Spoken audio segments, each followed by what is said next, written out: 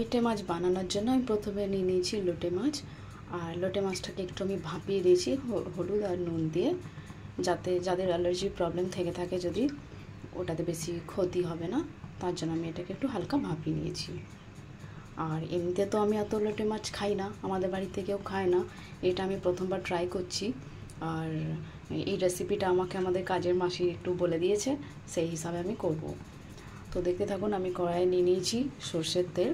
সর্ষের তেল গরম হয়ে গেলে এতে আমি দিয়ে দেবো কুচনো পেঁয়াজ।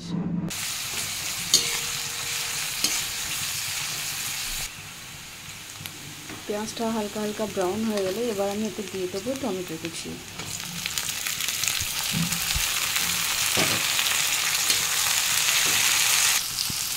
এবার আমি এতে একে একে সব মশলাগুলো দিয়ে দেবো। প্রথমে দিচ্ছি হলুদ,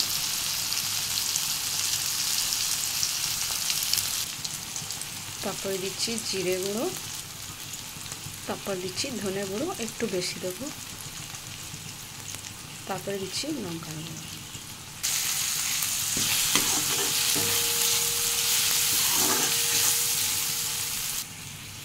এবার দিয়ে দেবো পরিমাণ মতো নুন।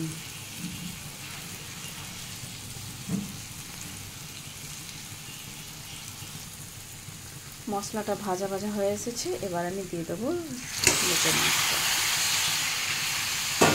এটাকে আমি ভালো করে এবার মিশিয়ে নেব।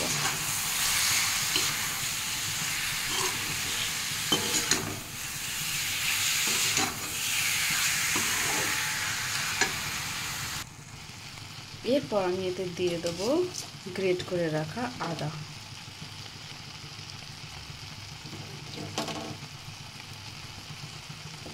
আদাটাকে একটু মিশিয়ে নেব। কয়েক সেকেন্ড একটু ভাজা ভাজা করে নেবার পর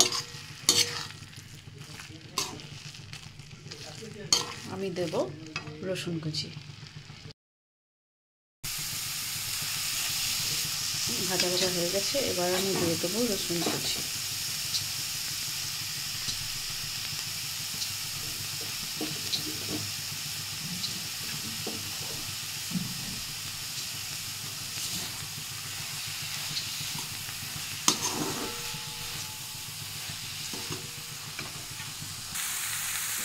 এবার ভাজা ভাজা হয়ে এসছে, এবার আমি দিয়ে দেবো এখানে লঙ্কা কুচি আর সাথে কিছু কারি পাতা রেখেছি। আমার কারি পাতার ফ্লেভারটা ভালো লাগে, আমি তাই দিচ্ছি। চাইলে আপনারা ধনে পাতা ইউজ করতে পারেন। এবার আমি একটু দিয়ে দেবো গোলমরিচের গুঁড়ো।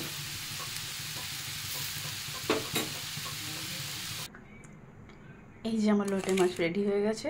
এবার আপনারা জানাবেন আপনাদের কেমন লাগলো।